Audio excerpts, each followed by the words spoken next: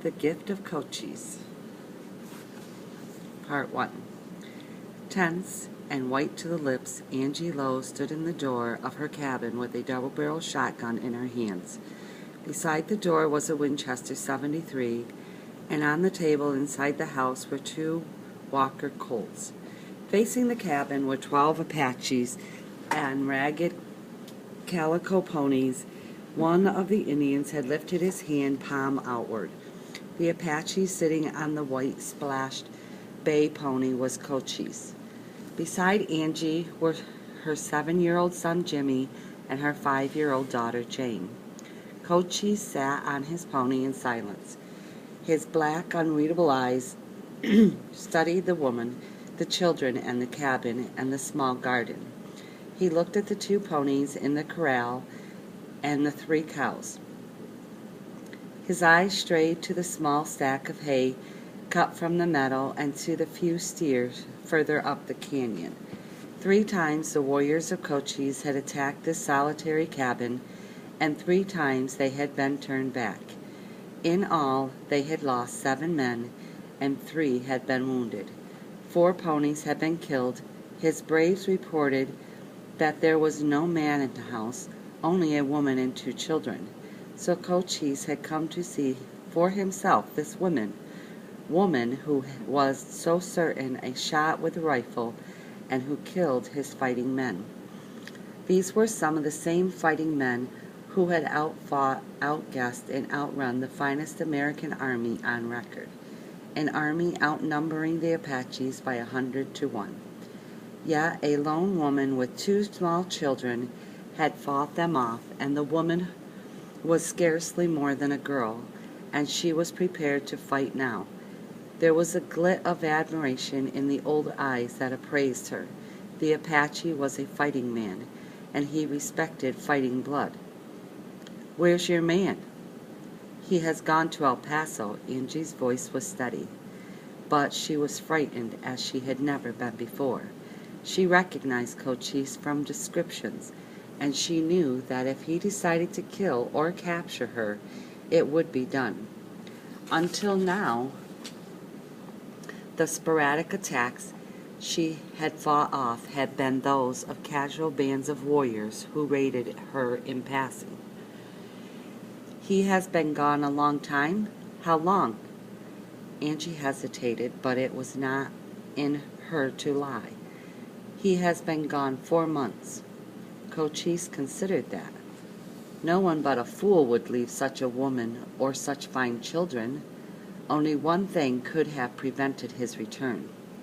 "Your man is dead," he said. Angie waited. Her heart pounded with heavy, measured beats.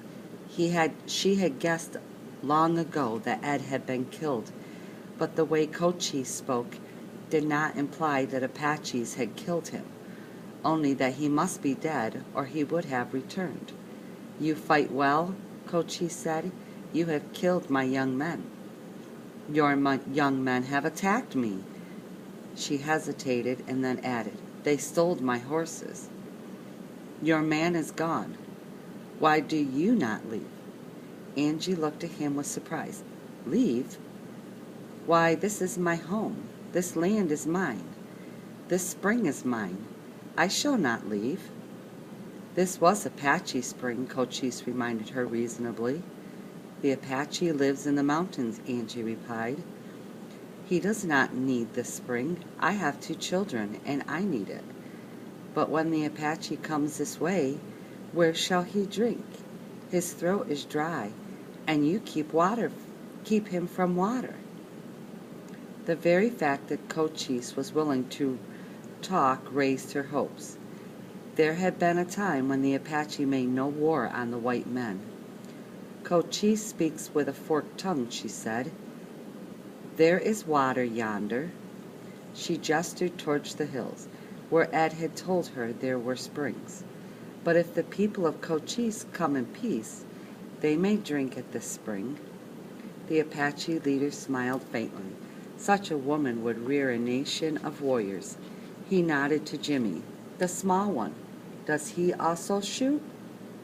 "He does," Angie said proudly, "and well, too." She pointed to an upthrust leaf of a prickly pear. "Show them, Jimmy." The prickly pear was an easy 200 yards away, and the Winchester was long and heavy. But he lifted it eagerly and steadied it against the door jamb as his father had taught him, held his sight an instant, and then fired. The bud of the top of the prickly pear disintegrated. There were grunts of appreciation from the dark-faced warriors. Cochise chuckled. "The little warrior shoots well." "It is well you have no man.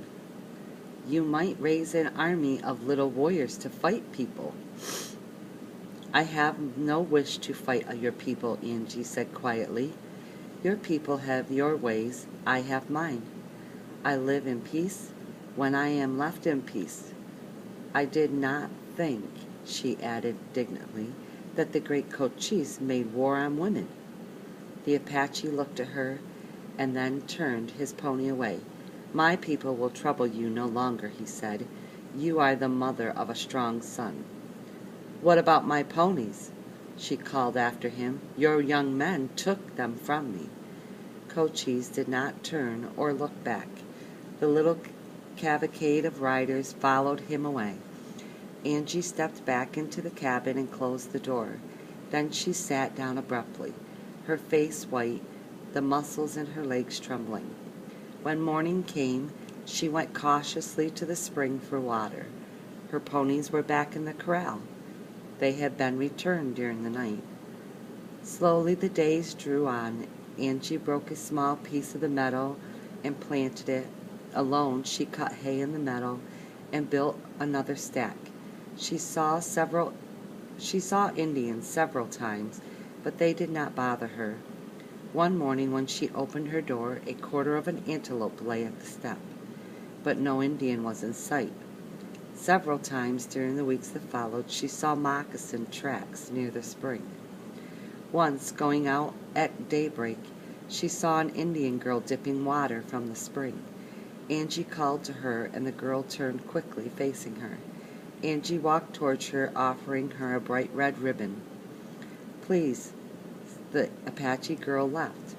The following morning, there was another quarter of an antelope on her step, but she saw no Indian.